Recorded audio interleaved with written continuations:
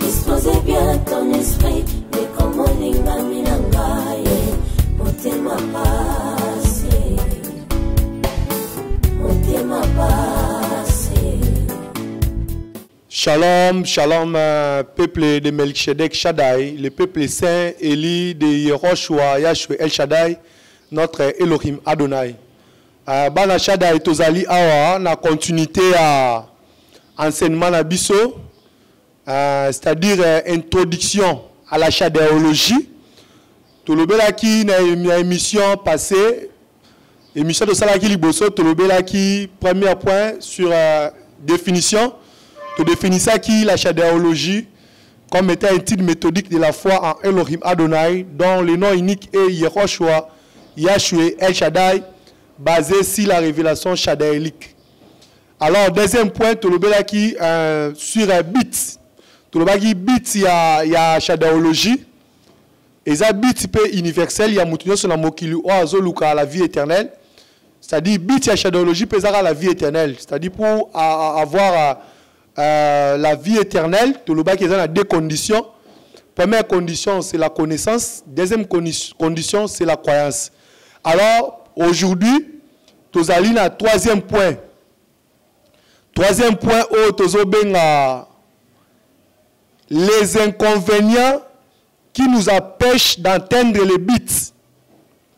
Tozaline à troisième point, continuité enseignement la biso. Les inconvénients qui nous empêchent d'atteindre les buts. Tozaline a deux inconvénients. C'est-à-dire un inconvénient oyo et un péché qui biso tozoa la vie éternelle en fait. Or, parce que le but c'est la vie éternelle. Ben inconvénient ou un péché qui biso dans la vie éternelle, tu as deux inconvénients. Tu citer tous les deux inconvénients. Inconvénient liboso, ils ont traditore. Ils ont terme mot grec, traditore. Il y a terme grec et l'icolaxake. Les traducteurs sont des traîtres. Ou encore l'icolaxake. Traduction libre. Traduire, c'est trahir. Pourquoi tu le dis bongo? Traduction libre, traduire, c'est trahir. Pourquoi? Parce que tout le monde a que Amishadai Oba Komaki Atora, c'est-à-dire les livres de la loi, la Bible, autrement dit, Bazaki inspiré. Amishadai le kola Moshe, tant que ma Bible Bazaki inspiré. Ndenge moko ba amishada mususu, c'est-à-dire ba prophète mususu ba komari Bible bazalaki inspiré. Mais tout le monde ba traducteur o ba pour ba traduire Bible. Ba longola makomi na langue hébraïque ba tia yango na ba langue mususu. C'est-à-dire o ba bengi ko traduire écriture sainte ba ngonde bazalaki na erreur. Erreur nini bazalaki nango? Parce que bazalaki inspiré premièrement. Aux hommes, de bazaki inspiré de rien na bango yango wana. Yababi traductore. Les traducteurs sont des traîtres. Ou traduire, c'est trahir. Je ne veux pas dire que Amishadai n'a pas accusé bango non. Parce wana de l'entrée en matière n'a pas expliqué bien pas à la claire. N'a pas accusé bango te parce que ba écrivain ba ebi rôle ya comment. Baebi importance, baebi valeur ya kokoma, eza pasi kolongola makomi na langue hébraïque parce que Bible koma maka une grande partie na langue hébraïque, une partie na grec, na araméen, puis Nouveau Testament une partie et koma mala na grec. Alors, ba traducteur balaki na idée à mabete, ça dit balongola makomi o ezalaki na hébreu.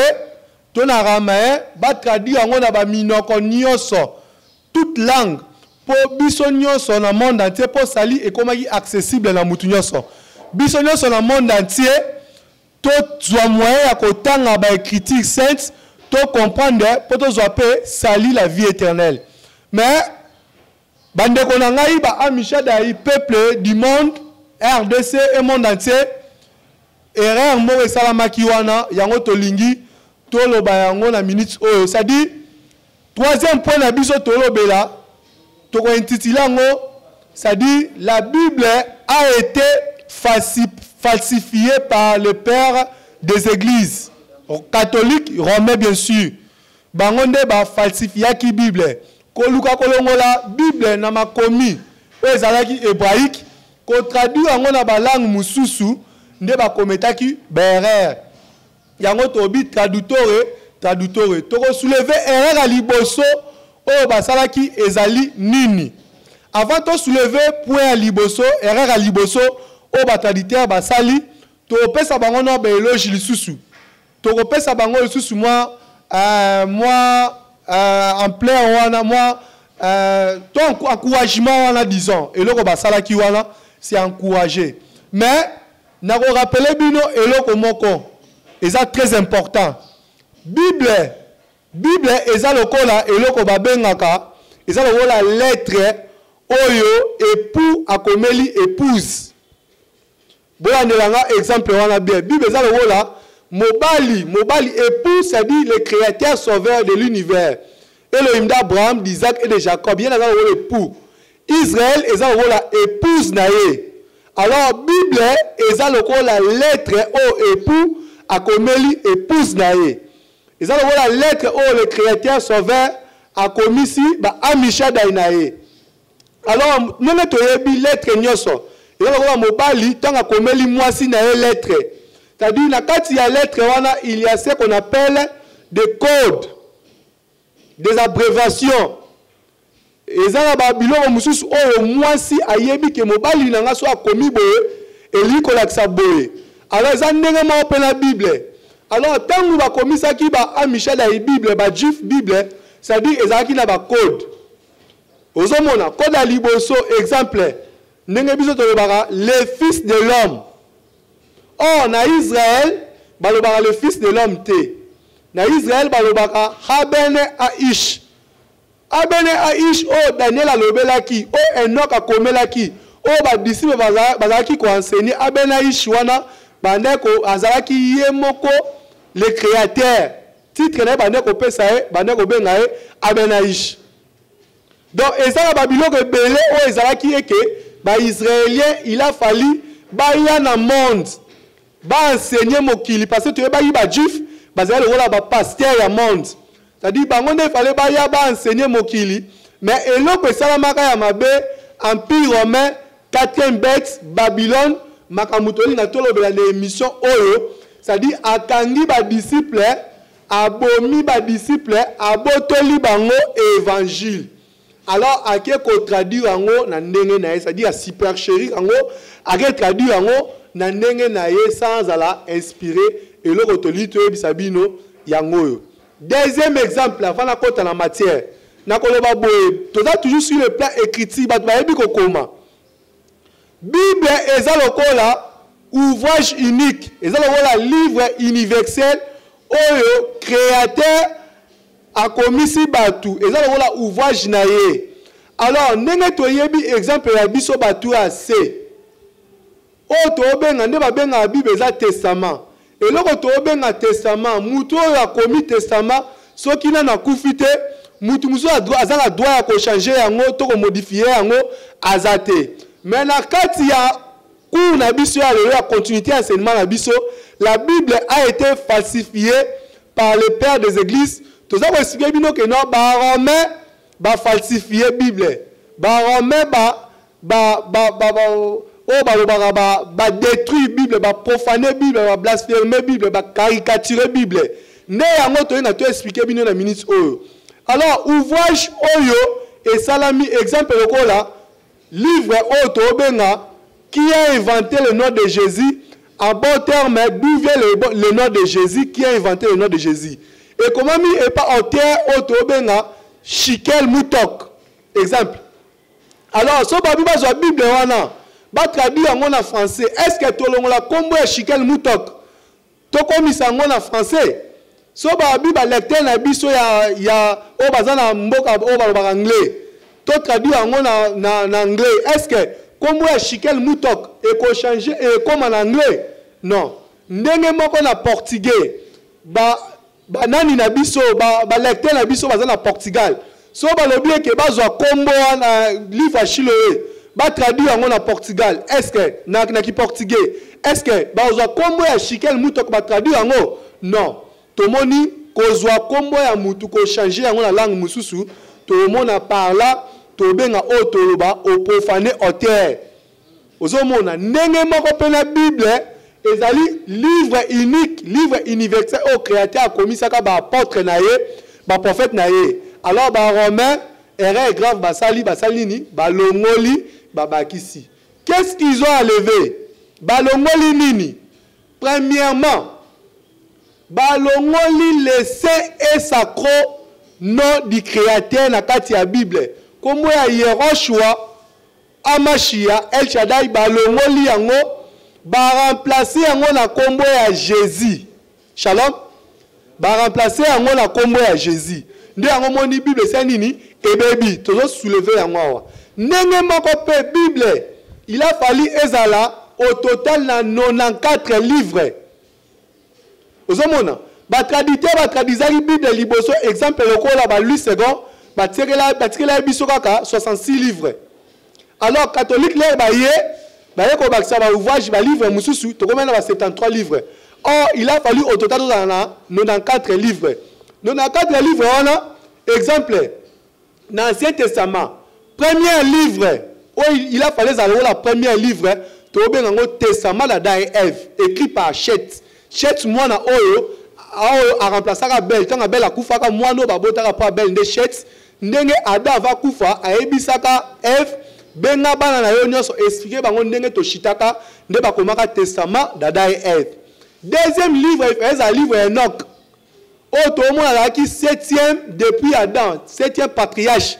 Enoch o bana ko matati na 3e ciel na paradis, ti na 4e ciel na enfer esika ba satan bazalaka. Azo kitati na mokili awa akufa te amata pe. Enoch boyebi amata likolo akufa te. Alors Enoch ndenge na roi deuxième lieu parce que hier existaki tangu 200 anges ba kitana mokili o ba yi obebisa mokili. Ya tangu Enoch. Alors né yango testament de Noé il fait ya après testament Noé il faut testament et 12 patriarches. Après testament et les 12 patriarches, ne to mo est-ce que to roya na ba Exode. Ozomona. Pourquoi? Parce que Moïse tanga comme Genèse.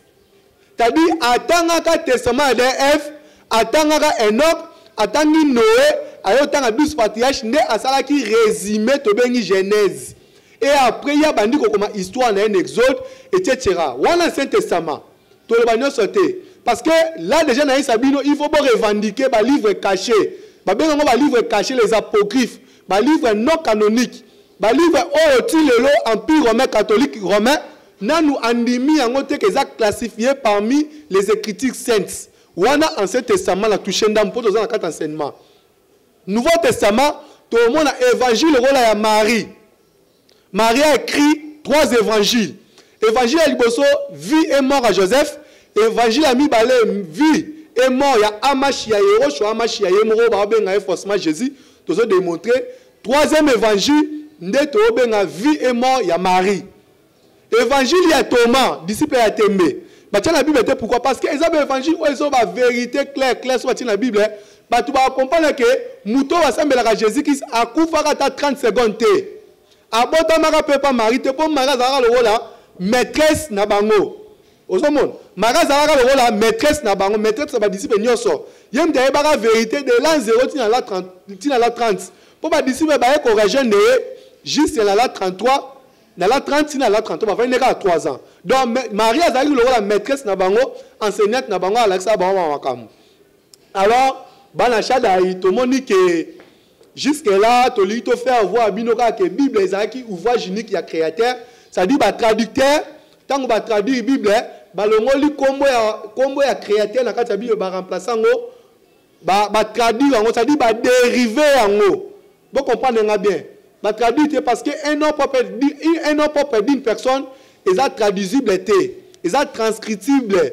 C'est-à-dire bah dériver combo ya héros, comme ça Jésus. Ba dérivé comme ya Hamashia ba commission un Christ de par là évangile sanini et baby. Alors évangile et baby sous non seulement pour ba longola ikombo so ba tira ikombo l'évangile de Marie, on a démontré créateur a quitté la mokila, a kufagita botamarité. Alors, ce bâtiment on a vu, on comprend que non, créateur a kufagita botamarité, kita kinde jusqu'aux enfers, qui n'est côté peuple et monde à ténèbres, Satan a équipe la bango mobimba. A kita kinde pour enseigner bango ne tolobi la mort où est ton aiguille. Alors, sans plus tarder, to ko tamba mako na wazaki juste comme un exemple. To banasko to ko tala kati ya Bible, to zwa Jean 3:13. Jean 3:13 wana to simbango na deux versions. Qu'est-ce que je veux dire par là? Jean 3:13. Ce qu'on dit Jean 3:13 dans le Nouveau Testament, balobi nini? Babi personne n'est monté au ciel, sauf celui qui est descendu du ciel, le Fils de l'homme qui est dans le ciel. Mais sous une version de Jéhovah, au moment où Babi personne n'est monté au ciel, si ce n'est celui qui est descendu du ciel, le Fils de l'homme. Point. Baboyi kobaksa qui est dans le ciel. C'est-à-dire balongoli une partie qui est dans le ciel. Or, Bible dit, avant que le ciel et la terre passent, n'enlevez rien, n'ajoutez rien. Alors, Bible c'est nini et baby. Alors, Yangoana, tout à expliqué que la Bible a été falsifiée par le père des églises. Pourquoi Basala ki bongo? N'est-ce na place wana Jean 3:13. Basala bongo uniquement pour que ça batunini ke. Batateme de Jéhovah baloba ke muto azali kolo Dieu créateur Dieu le père azaka moko Jéhovah atine moi na Jésus. Tant atini moi na Jésus, kuna likolo ba ebika Jéhovah yé moko Dieu le père atikali. Yango mona Jean 3:13 wana baboko lobake qui est dans le ciel. Ba si sikaka Jean 3:13 personne n'est monté au ciel si ce n'est celui qui est descendu du ciel, le Fils de l'homme. Point. Balongoli qui est dans le ciel. Or Bible dit n'enlevez rien, n'ajoutez rien. Bible c'est nini et baby et ça profané. Tozwa to pouvoir na Jérémie 8:8-9. En tant que la Bible c'est pas Michel la Bible c'est Jérémie 8:8-9 plus rapide pour te prouver ma tozoloba. Shalom. Shalom. Jérémie 8:8-9. Comment pouvez-vous dire nous sommes sages et la loi de Yahweh Shaddai, Yahweh Shaddai, El Shaddai, Yahweh Shaddai est avec nous? Vraiment, c'est un mensonge qu'il a changé le calam même mensonger des scribes. 9. Les sages seront honteuses, consternés et pris au piège. Voilà qu'ils ont méprisé la parole unique de Yahweh Shaddai, Yahweh Shaddai, El Shaddai, Yahweh Shaddai, qui est donc la sagesse pour eux. Shalom. Tout le monde dit prophétie dans Jérémie. Et je dis à Babylone, nyonso et Rosala Mabongo, va falsifier, tout ça démontrer comment va falsifier qui, comment na e. C'est-à-dire, Abinengani bolo baki bozaba mayele. Ata musala bosali, eza musala moko ya makasi, musala moko ya bien. Ya koluka ko aider batu ba ebi français te kolonga ma hébreu te kolonga mamne hébreu comme moi ba langue mususu. Mais ce que tant bosali makambu wana, tant bozo traduire mais bosali fausseté mensonge bo traduire mabesko mayele na bino eza wapi yango to bengi traducteur soki tozango sous na Luc 11:52 botanga Luc 11:52 babi malheur à vous docteur de la loi parce que vous avez enlevé la clé de la science, vous n'êtes pas entré vous-même et vous avez empêché d'entrer ceux qui le voulaient. Or, la définition de la biso, tolobaki la science de El Shaddai. Clé de la science c'est El Shaddai. La clé de la science c'est le nom. Donc le nom est en monde balongola qui na Bible. Donc non on a qui la science yangonde tozong sa science ya non. La science de Elohim c'est El Shaddai. Yango to bengari la Shaddai Elogie. Yo to bengi la théologie na balang na biso. Donc balongola qui clé à science. Donc yebana ke balongola clé à science. Ndemo na Luc 16:17. Autant dans la Luc 16:17, à Michel a sorti sur Luc 16:17 pour te vérifier à l'obay na biso ni na Luc 16:17. Shalom. Shalom. Et le plus facile que le ciel et la terre passent, que ne tombe un seul menu trait de la loi. Shalom. Pour le créateur, sauveur, ou à l'icône, c'est peut-être Elohim Adonai. Oyo, comme on est unique, non propre, son seul nom, Zacharie 14, 9. En ce temps de la fin, Yehoshua Yahshua El Shaddai sera le seul. Yehoshua Yahshua El Shaddai et son nom sera le seul nom. Il est plus facile que l'icolo à l'ongola na yango.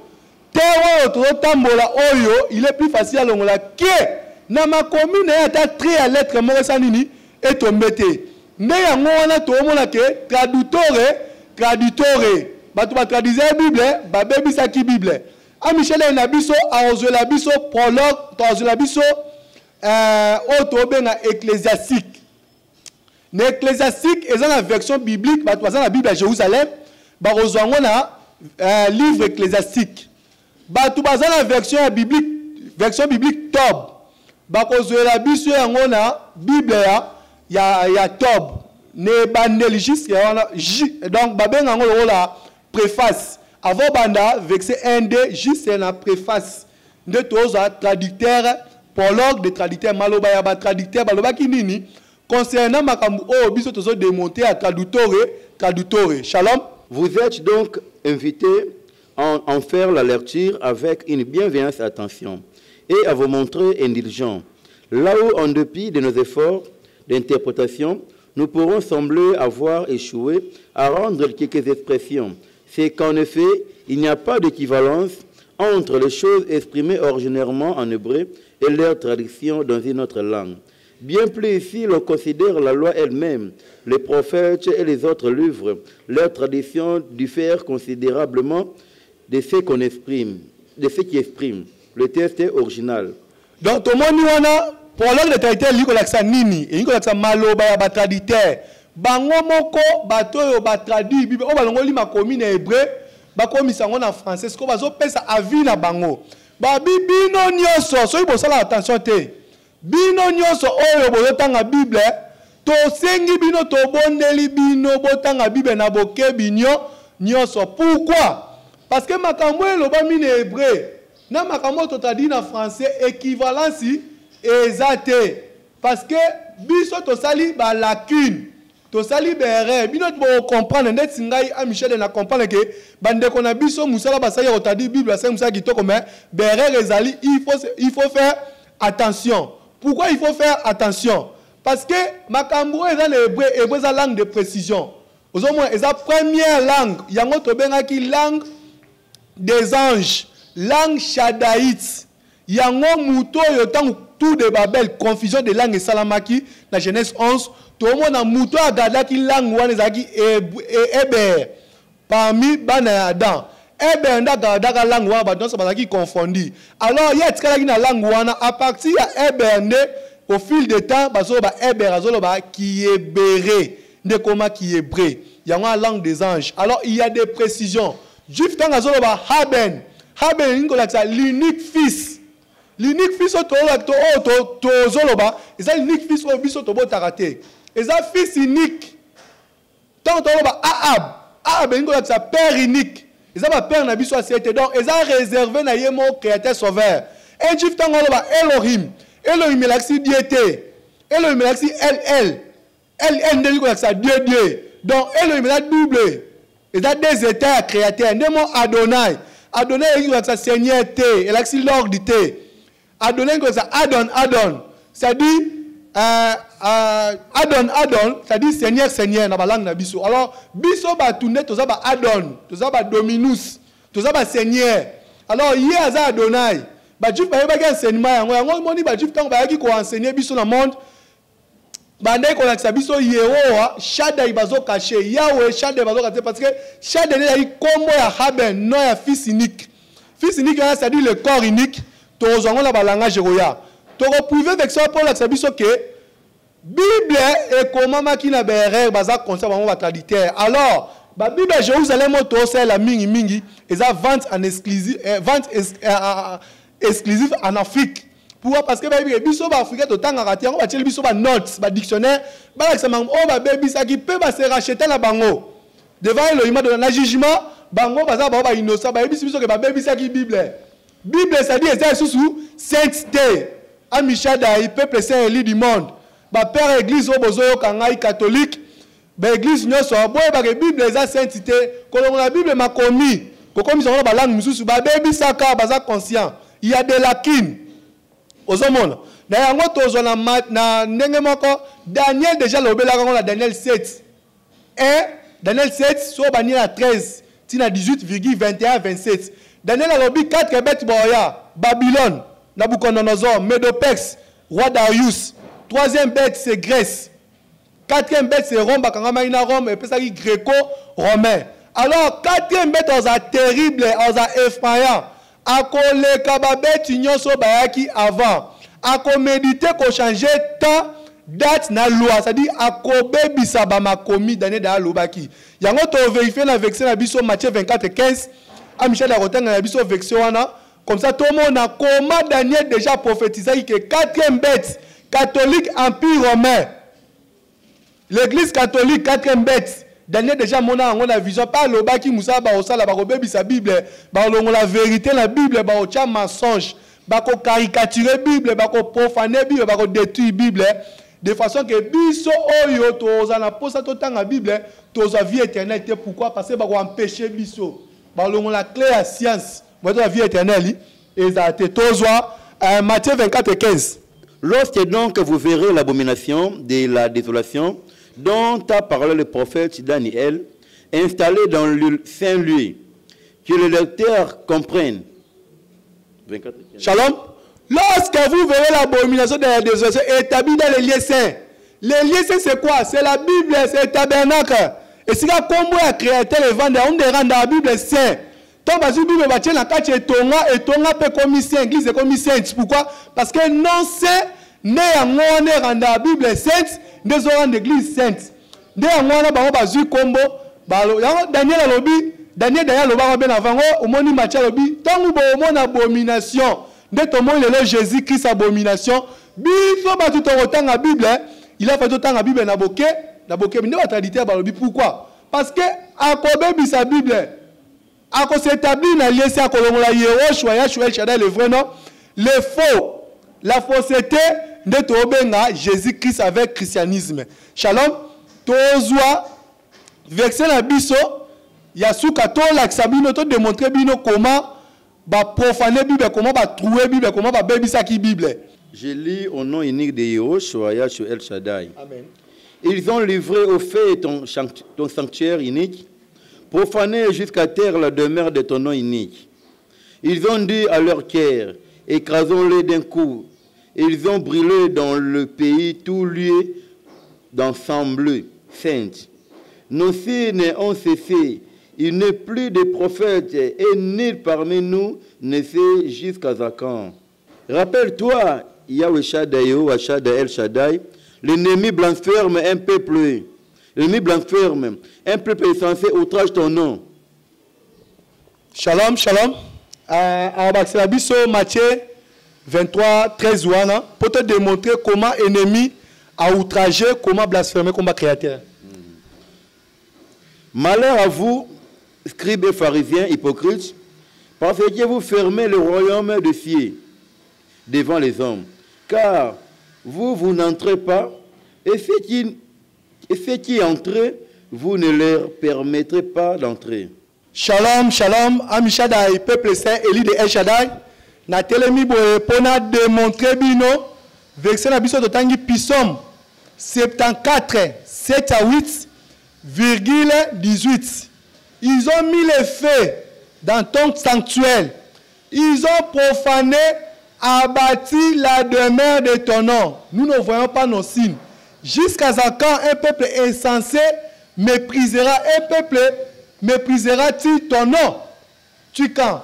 Tout le monde dit que comme le créateur a incité par le père des églises, la première traduction, il y a 70 dans le deuxième siècle. 70 traduction de la Bible par le grec de Toulobi, gréco-romain. Donc, troisième bête, quatrième bête, romain. Quand vous avez entre bango, romain, grec, basali, traduction na bango to bengi 70.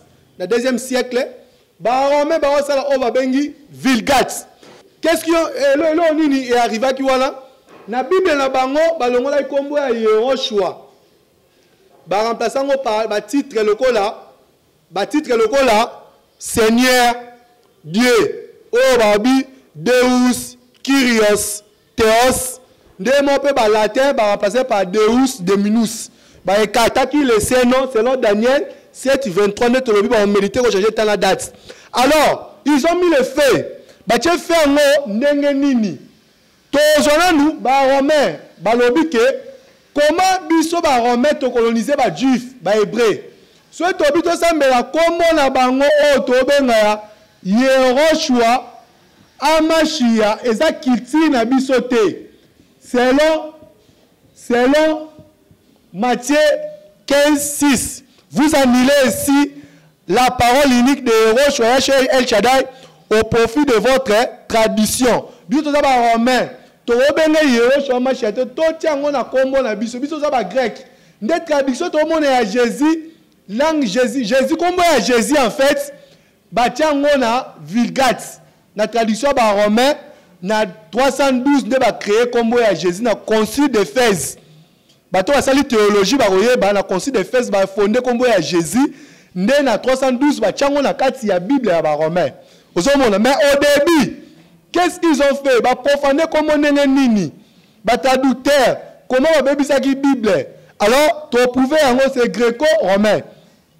Balongoli Y batiki E babomi H babomi O batiki S babomi H W babomi très haut babomi chadabi likona se ko koleka mais très à lettre na pas comment comment mala ba très et ko disparaître té babomi nde babagiseli biso U na place à W babomi E A babomi ils ont mis le feu tango babomi bongo alors gréco-romain et pas ba grec Jésus ala ola mwana mwasi donc mutakolo ba Jésus ola mwana mwasi pose mwana obali il faut ba ça S ba benga Jésus wala ba grec ba traduit ça dit ba BBC ozomona Amishadai parce que kombo ya mutu exemple ola mbui na baluba so le wali Y otie J omona mbala moko comme ça nini et bébé longue mbouye comme une bouche comme une nyama alors ndenge mo pe na komba créateur ba BBC en ba grec ba latin ba utiliser la lettre Y quitté nde ba remplaçant par G ba tiki E ba bomi ba tiki S bomi tiki U ba bomi ba tiki boye nde ba tangi yango Jesus ndenge moko pe to mona ba chrétien Baye, français tango yena, je vous assure, nazo rappeler bino que langue française, ba langue est ba langue archaïque, ba hébreu, ba latin, ba grec, mais français la langue au na 4e siècle, na 465. Hein? Empire Lombard, ba Clovis, ba Franc, de ba sali français langue de Voltaire, de ba créer en français na 5e siècle. Alors français en français outina et na 4e siècle. Anglais et na 5e siècle. Alors français et outil na grec na latin, gréco-latin. Nde ba bimisa libisonyo soana, nde ba moni ba français tant ba ole batanga Jesus ba batangi Jésus ba baxi kaka accent. Nde Jésus oyo en vrai dire eza traduction té. Le nom propre d'une personne ne varie pas. Et ça a traduit nga bokai elle so na ke France ba benga bokai elle nde mona fachi Tshisekedi mon mazo kende ba benga kaka Tshisekedi nde mona Adam comme les Adam nde mona Abraham comme les Abraham alors non pas comme des traduisible té oh basali oh ba benga ba dérivé en Matthieu 1:21 note E l'enfanterait un fils lui donnera le nom de Yehoshua ba Jésus. Car c'est lui qui sauvera son peuple de ses péchés. Jésus dérivé, notre est dérivé de nom et dérivé, ça dit dérivation, profanation, malformation, kobebisa, traducteur, ça dit ça dit traduction, bah lui qui va traduire non papa ça traduisible était. et là les arabes traduisibles les arabes non commun exemple le rôle papa na français comme father na anglais father na français papa na lingala tata mais comme ya tata le rôle nga boka yel jamais qu'on va na balangue supposant non propre na eza identité na ngai alors identité ne yango tomoni tozala na ba carte ndenge moko tomona terme machia et lui ça uniquement ouais ozomona parce que amachia ouais le rôle David azaki ouais le rôle à Saoul azaki ouais le rôle à biso à Kabila azaki ouais le cas ouais na biso na micho biso to élite pour le rôle à Fachi ozomona par là l'unique ouais siko Yehoshua machia créateur sauvé akufa katabana ko sauver batu banana jardin d'Éden banana tanga Moïse banana tanga Abraham yewana sauvera ti siko lo sauver ba benga l'unique ouais ha o da article les a réservé pour na yemoro selon coutume ya ba juif ben que langue hébraïque langue chadaïte ezaki conçu pour na ba valeur na ye donc tobi hamashi eza différent na machia Moïse aza machia mais aza hamashia so Moïse a okufa ya okufa te pour na chité l'esprit bino que non amashia li ko ça ouais donc ba tant ba bi Christ et outil na mot Christus na latin Christos na grec ou na latin donc Jésus c'est un nom dérivé Matthieu 21 Christ c'est un nom sobriquet ozomona donc Christ n'est pas égal à Machia Christ c'est un nom sobriquet soit dans une acte 11:25 tout le monde a Paul temps ba kende côté ya ba romain na ba grec bazobo ya kutu culture juive ba bi makambu oyo eza makambu na biso te alors tout ça neni trop profané yango pour la chité comment Yehoshua amashia na biso oyo Yehoshua amashia comme oyo tozomona oyo le nom du créateur sauveur ezali comme moko boye toto bi Yehoshua e utina Yehowa na Shaddai donc Yehowa na Shaddai Dieu le Père na Dieu le Fils alors Dieu le Fils oyo nde ba komisela biso Jésus oh Jésus a fono o ba romain ba sal Dieu le Fils azali banda avant mokile zala alors Dieu le Fils autant à kota na kati ya Yehoshua au sein de son père je suis sorti au sein de mon père je suis venu dans le monde et je rentre dans le monde de temps à kota na kati ya tetaga na accent na ndako ma Yehoshua et ça non moko boye fabriqué fondé par les empire romain catholique et ça venu à créateur sauveur au asali likolo na se shalom toujours développer toujours ezaki démonstration to démontrer bino d'où vient le nom de Jésus en bon terme qui a inventé le nom de Jésus comme Jésus ezali inventé na 312 par l'empire romain catholique de notre démonteur gréco-romain Daniel 7 23 à 25 virgule Daniel 9 sur tanga on a 27 sina 28 au moins le combat Jésus eza comme moko profanation dérivation sobriquet shalom bon shalom nga na dopezaka continuité ya bena prof ndenga utu ko expliquer biso inconvénients qui nous empêchent d'avoir ou d'atteindre la vie éternelle parce que but c'est de la vie éternelle.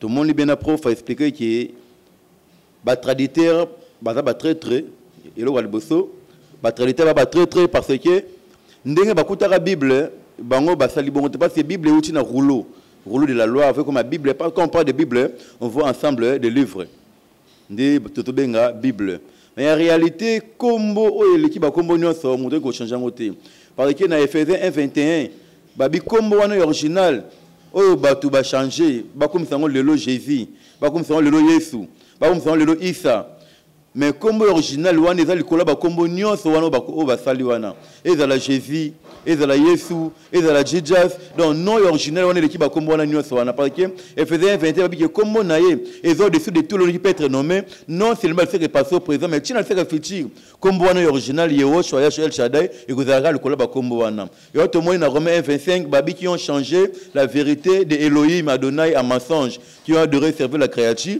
au lieu du créateur parce que les combats mutu va changer en côté Parce qu'un nom pour dire une personne, c'est un mot échangeable qui sert à identifier la personne avec son origine. Parce que le nom, c'est l'identité.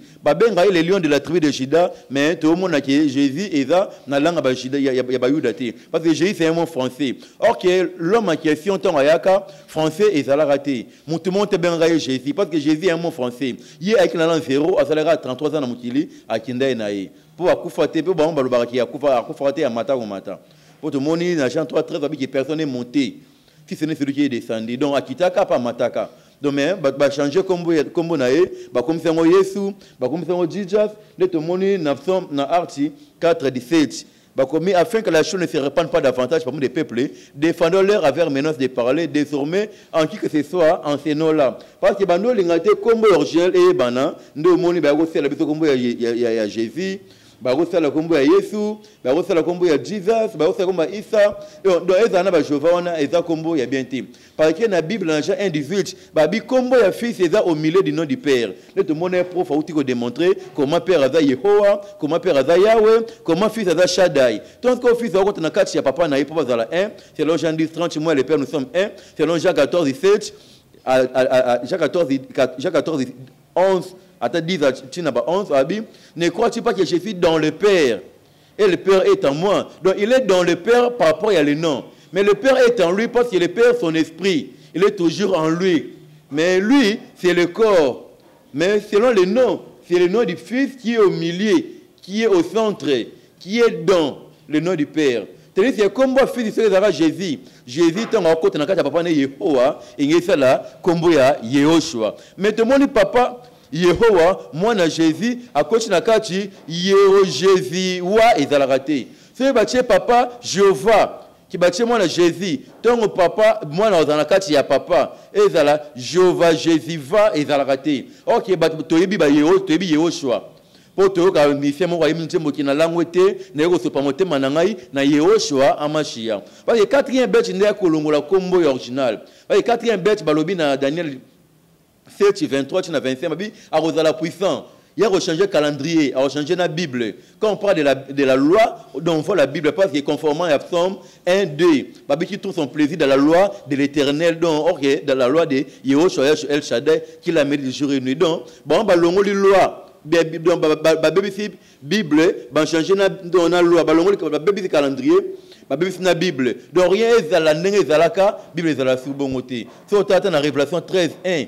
Puis j'ai vu monter de la mer une bête qui avait 10 cornes et 7 têtes. Ces cornes a dit diadème. Et ces têtes des noms de blancs fermes. La bête que je vis était semblable à celle d'un ours. Ses pieds étaient comme ceux d'un léopard et sa gueule comme une gueule de lion. J'ai vu l'une de ses têtes comme blessée à mort, mais sa blessure mortelle fut guérie. Remplie de l'admiration, la terre entière suivit la bête. Donc tout le monde dit bête sans le savoir. Ton homme ressemble à Jésus, mon toit ressemble à la bête. Qui est la bête? C'est Satan.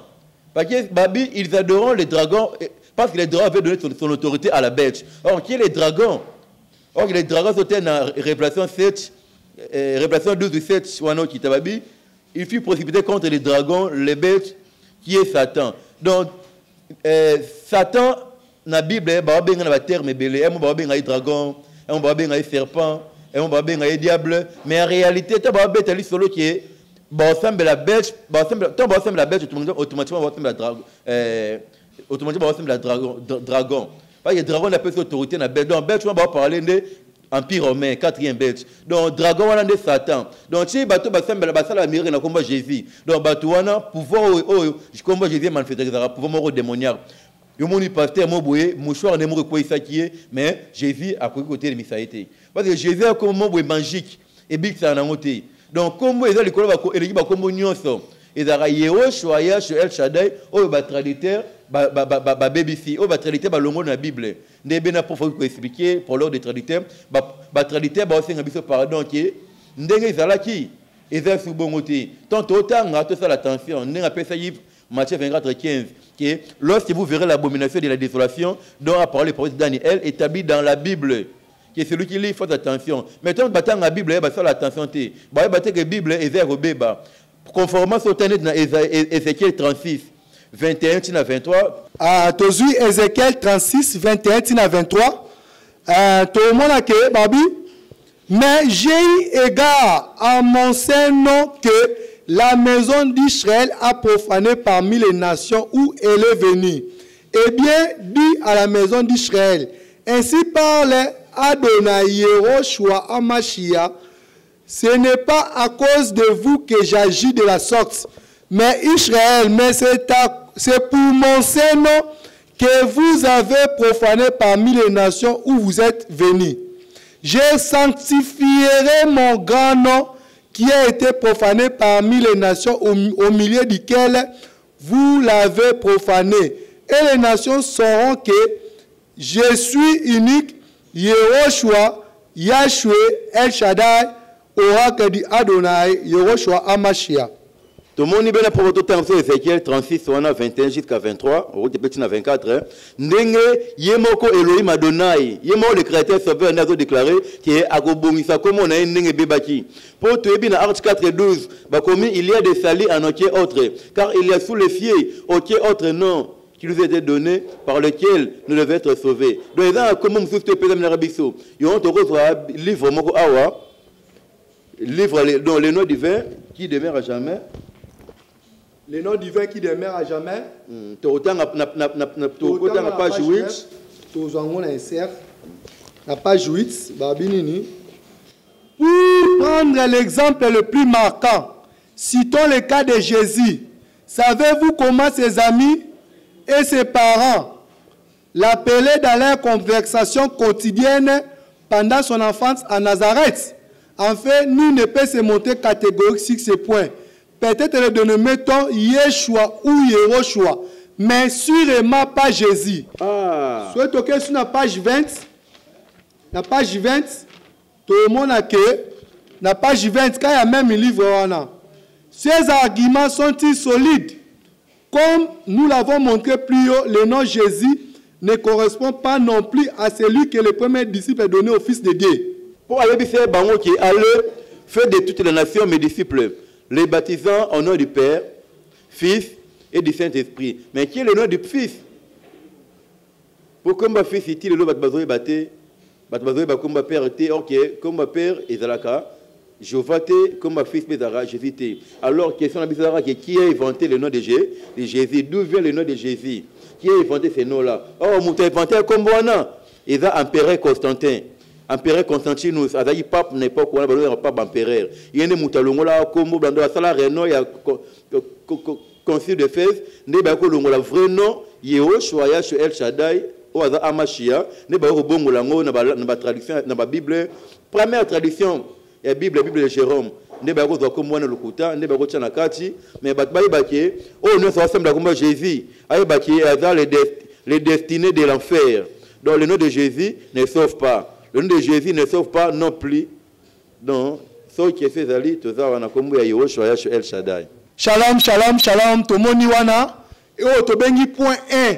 Traducteur, vraiment token nango moulaï mingi. Pour ba épreuve eza ebele, moi to démontrer nyonso ezate. O to laksi wana, ezandamba ndeko ba oluka ba yeba supplice. To démontrer, to catholique sera lingi to sa conférence.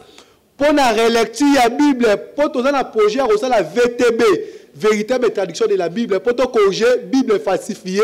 La Bible a été falsifiée par le père des églises, par l'église catholique romaine. Alors, la Bible est falsifiée.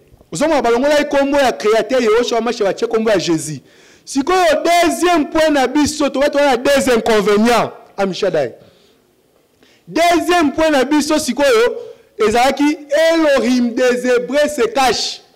Elohim d'Israël se cache. Elohim de Juda se cache. Ami Bombaka. Aux hommes, Exode 3, 13 à 15. Donc, Aza Elohim des Hébreux. Alors, Ami Bombaka n'engeni se cache à n'engeni. Parce que, sur une proverbe, Esaïe 45, 15. Babi tiye Elohim qui se cache, Elohim qui te tient caché. Omibombaka, obombaka gloire na yo. Et ça, le rôle a été dans Proverbe 25, 15. La gloire d'un roi, d'un président. Le rôle a été tout le monde président à Bissau Karaleba ici sa bidimbu. Gloire à roi ezali ko démontrer que l'axababolam oya salime. Gloire à créateur sauveur Elohim d'Israël a sali royaume de ça sali paradis sali ba ange sali ba biloko ya grave o lelo toyebite. Alors gloire na mibomba maka amibomba maka na ba cachette 4 et le indique amibomba ma premièrement la parabole amibomba deuxièmement na énigme amibomba troisièmement na mystère amibomba quatrièmement otobengi na langage amibomba na parabole neni c'est-à-dire Matthieu 13 12 à 16 c'est-à-dire tant azoloba bato bazoyo kaeme ba comprendre tabi je les parlerai en parabole et c'est les aïbo autant noya non le la parabole atanga peni azoloba boye bato nyonso moi ba comprendre les mais ba Ephésiens 4 beli il faut pas comprendre tout attendre de la faire ça le fort au chalito yo comprendre parce que les créateurs sauveurs à parler en parabole c'est-à-dire tant que la parabole bazo yoka mais bazo comprendre on est Isaïe va vers ce peuple je les parlerai mais ba yoka ba comprendre te ba komona ba kondimate alors ba sur une énigme c'est-à-dire énigme parmi ba profond sommeil okola la bo eshadai abimelio tant abimelio makambo azo yebisa yo wana na ndenga ndoto soki ozui enseignement te otopela te moyen obika ezate ndenga isa Moïse bango na lobela bango na parabole na benigme bango lobela bango na ndenga ndoto mais yo Moïse au mona nga na énigme to mona nga na ndoto te yo mona pena face na nga corps na nga iboye aloba lisu na mystère na Juge 13 16 ndenge papa Amano a tourné montre-moi ton nom abi mon nom est un mystère pourquoi t'informes-tu de mon nom aloba na mystère aloba na mystère on a ça dit sur juste dans Matthieu 10 26 babi rien de caché restera caché tout sera dévoilé au temps de référence tobimisi bato ça va trouver bible qui falsifié par le père des églises P4 cachette na alobaka o tobengi na langage Job 33 14 Yero Shoya nous parle tantôt d'une manière tantôt d'une autre bala chada vraiment introduction na biso to chité wana to suksi wana vraiment nécessité quatrième présent nécessité za nini nécessité za les 4 langages qui cachent Elohim dans la Bible et les 3 langages de la compréhension premier langage premier enseignement autozwa eza le nom du créateur sauveur to démontrer eloko o ya kombo o to ba kombanga utaki wapi yero wateta kama laksi nini shada itexo kama laksi nini le père là donc deuxième langage tozwa titre ya père fils deuxième langage tu as dit tu parler le titre du créateur sauveur tu vas dire le père n'a dit le fils Dieu esprit n'a dit saint troisième langage troisième enseignement tozwa les épithètes glorieuses du créateur sauveur puis na quatrième langage tozwa les épithètes et les attributions du créateur sauveur Namibenga Abenaïch Aben Elohim Namibenga l'ange de Dieu l'ange de l'Éternel l'ange du Seigneur shalom shalom esheda dans la bino to la première enseignement et c'est introduction to clôturer wana Shaddai Shaddai Abeni bino Shaddai souviens toi namboka na Zala motema polele tikele nzoto